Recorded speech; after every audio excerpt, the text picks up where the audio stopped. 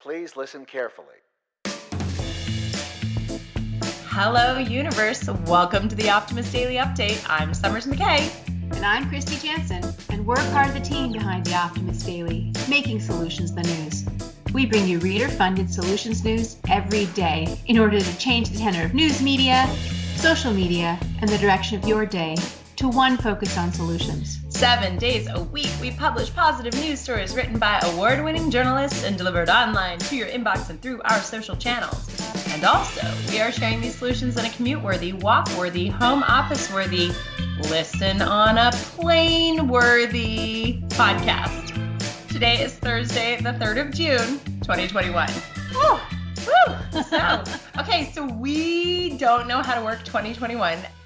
Kristy and I are actually sitting in the same room. Yes. Like next to each other. It's the first time we've actually seen each other and been able to hug for at least 15 months. So Kristy flew to Austin yesterday, and it's funny because if you can kind of imagine a picture, right? We got this podcast down nailed, right? How we did it on Skype, everybody in their different locations. And this morning, Amelia's off. She's off doing yoga or something otherwise amazing for herself. And Kristy and I are like, how do we work this in the same room? So the only way we could actually figure out how to pull this off is Kristy answered the Skype call on her cell phone and put it in another room in my house so that we can actually record. It's pretty funny. It is. Well, this goes back to the manual of 2021. Yeah. So tell us about your flight yesterday, Kristy. My flight, well, I feel like everybody is not used to traveling, at least coming out of Santa Barbara. First of all, I got yelled at twice. Once because I forgot to take my iPad out of my purse when I was going through security. Mm-hmm. And then second, because I got too close to somebody in line getting coffee and the barista yelled at me that I had to keep social distance. And I was like, okay, I guess travel anxiety is through the roof. And then there was somebody who left their electronics in security. Somebody else forgot a duffel bag on the wrong side of security. And then 2 people were about to miss their flight to Las Vegas. So in this tiny little airport in Santa Barbara, there was more announcements than I've ever experienced in my life in even a massive, massive airport. It sounds so stressful. And I can't help, even though I hate that you got yelled at 2 times, I can't help but think about that poor barista who has to yell at people all day. And she went from having a job. It was a guy. It was like a middle-aged guy. Even the dude, right? He has to yell at people. He went from being I serve coffee to now I regulate COVID protocols. I know, it's really awful. I felt really bad. I felt bad, I think the woman in front of me had done exactly the same thing I did, but somehow he chose me. I think I'm more approachable. I'm less scary than that other. It's easier to yell at you. Yeah, I'm. Is that a good thing? And then I felt bad because I didn't give up my seat there was a couple who was separated, but the wife wanted to sit in my seat, which was my scheduled seat. But her row had 2 very large men, and she was in the center of them, and it had no window. And I did not want to trade seats with her. I'm sorry. Hey, we're all working it the best we can. I have yet to fly, right? Because Brendan and I have not been on a plane, but I have to commend, from what I hear, airports are slammed. My husband flies twice every week. And I think people really are getting back to a new normal or getting forward to a new normal. I think the anxiety is still ratcheted up higher than we're used to. And the other thing that was funny to me, the TSA pre-check line was longer than the regular line. Oh, really? Well, actually, normal people like me who don't fly a lot, right? We haven't gone back to flying yet, right? Right. And so that's what I was going to say. So it's the frequent flyers. That makes perfect sense. So I was like, oh, hey, I'm going in the short line. I'm not TSA pre-approved anyway, so that's fine. But I found that amazing too.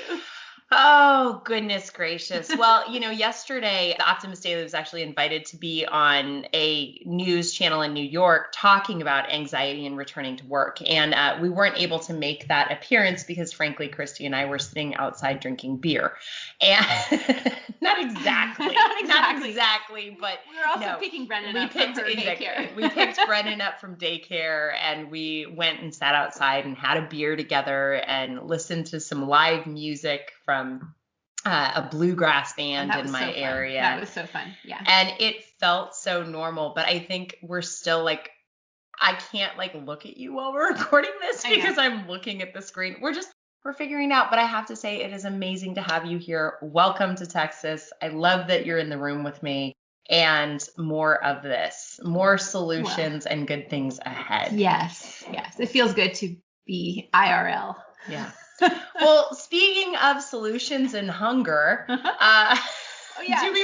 do yours first. Yeah, let's do it's one of the things that was interesting, even just going to the Dreamland or whatever, the brewery place venue with whatever it was. Mini golf and a PlayStation. It was like a Texas, definitely everything.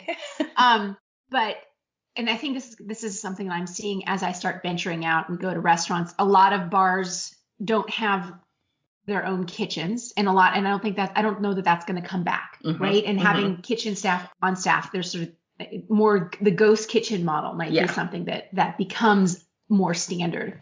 And so at this place, you use your QR code and you order food, and then it's delivered within 20 minutes or 30 minutes. And it was fine. It was great. And the beers are there on site, so you're drinking while you're waiting for your food to arrive. But the problem is it's got plastic and paper containers, right? And so I feel that everything's takeout. And in this last year, that's been how we've been enjoying restaurant food. And I've been ordering takeout because I kind of also want to support my local restaurants and the people who work in those facilities. And it's great to not have to cook all the time. Even though I love it, it's nice to have a time off. Anyway, so this is the story I wanted to read today. The headline reads, "This edible packaging cuts plastic waste out of takeout food." And if you are also concerned about the food that you eat and the takeout you get and all the plastic packaging you have to throw away, don't worry, because, and even the compostable kinds of containers, most of them end up in landfill. Yeah. Even if it doesn't take 400 years to decompose, it still is a problem. Because and this is something you're going to have to help me with when you're here. The kids built the compost machine. Okay, but how do you? But I haven't started it. Okay. Yet. So right. So anyway, there's a design studio called Forest and Whale, which has created a edible packaging that you can use for your takeout food. It's called Reuse, and it's a container that's designed for takeaway packaging that can be eaten, or it can also be composted if you don't feel like eating your salad bowl. I just love this idea. Once you finish with your food, you can just go ahead and munch away. My problem is that the container is not great for super wet hot food because it dissolves pretty quickly. Just like it would in your mouth. But it's good for salads and probably a burger that's something that's not too wet and mushy. You can use it for, because it can't withstand moisture for too long. It's made out of wheat husk, which is ground into small pellets, and then you would add some natural binder and some water, and you press it between a couple of molds, and it holds its shape, and then you can eat it. It's kind of like the rice candy paper that you eat, and it melts, and then you get to the candy. When I was a kid, I loved that, and then so this is kind of cool, except for I don't think it's gluten free. No, but is it dolphin safe is really the ultimate question. I think it is.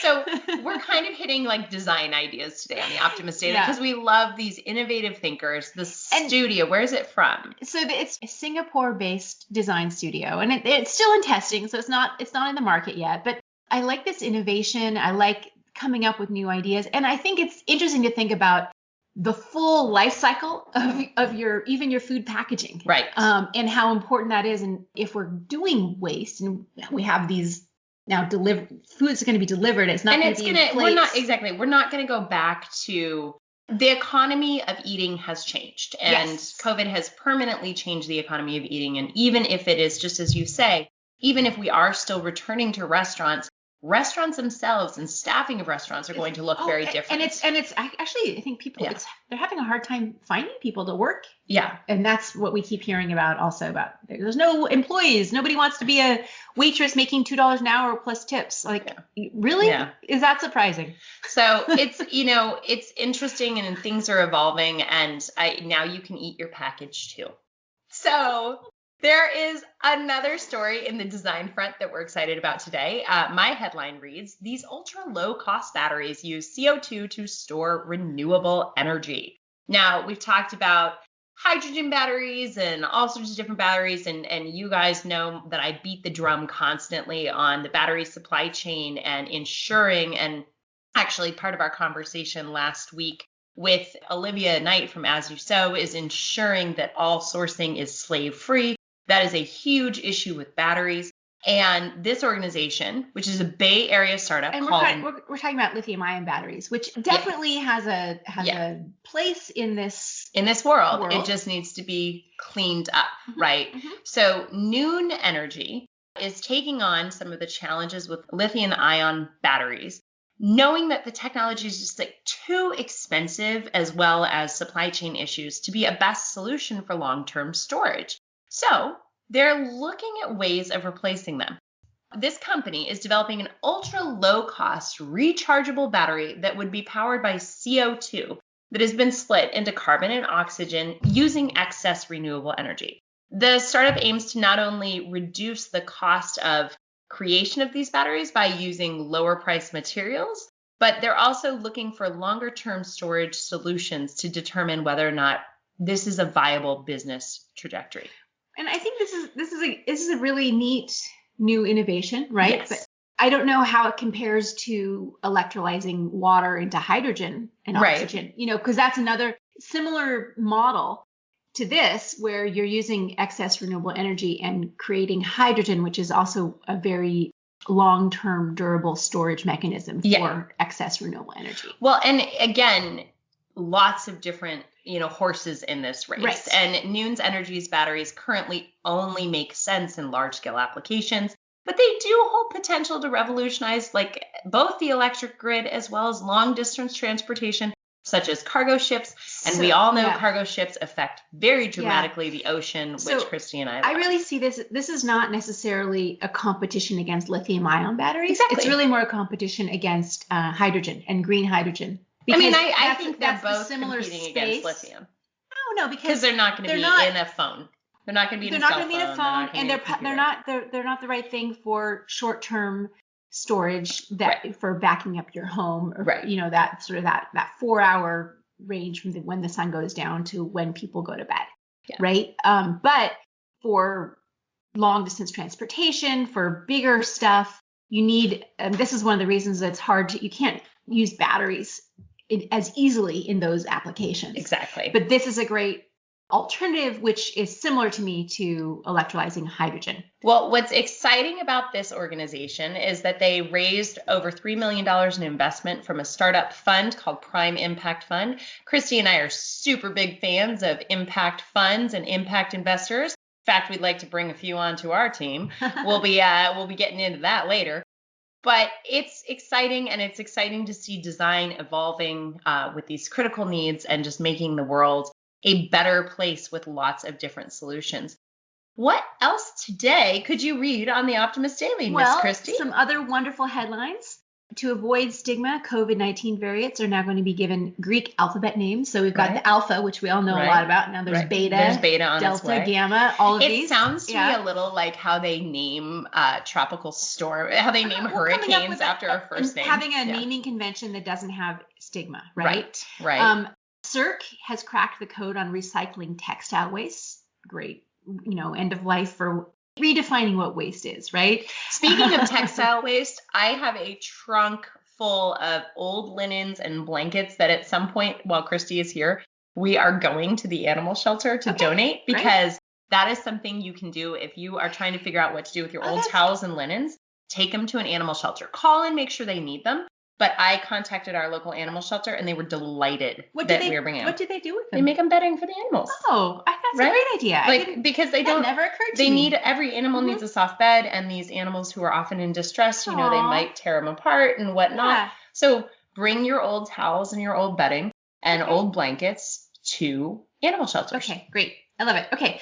So also, a Monarch Conservation Coalition has launched a huge milkweed planting initiative. Yay! Golden eagles have hatched chicks in Orkney after almost 40 years. And also, which is exciting, there is an Illinois bill that bans police from lying to underage suspects. I think that is a very important social justice issue, and I think we can dig into that more, but we don't have time today.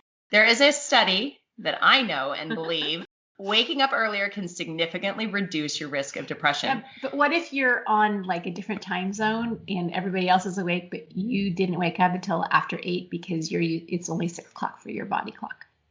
Get over it. Just have some coffee, move on. Now, early to bed, early to rise makes a person healthy, wealthy, and wise. Right. I like it and I believe it. There's nothing, I know that teenagers need to sleep in. But as my son now moves from 19 to 20, we're not teenagers exactly. Anymore.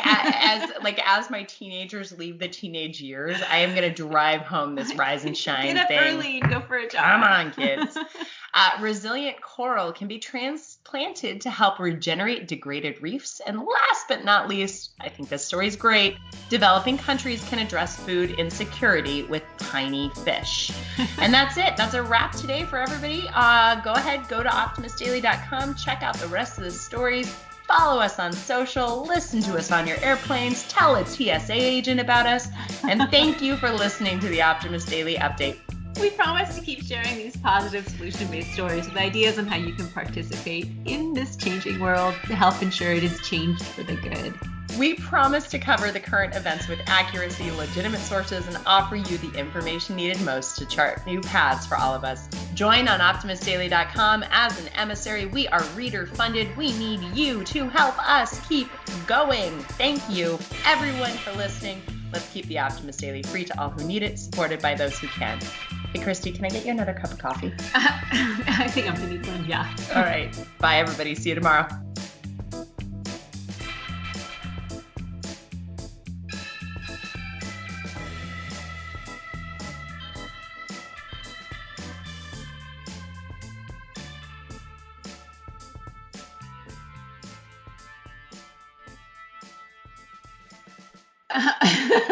You go. Should we read together? No, that would be creepy.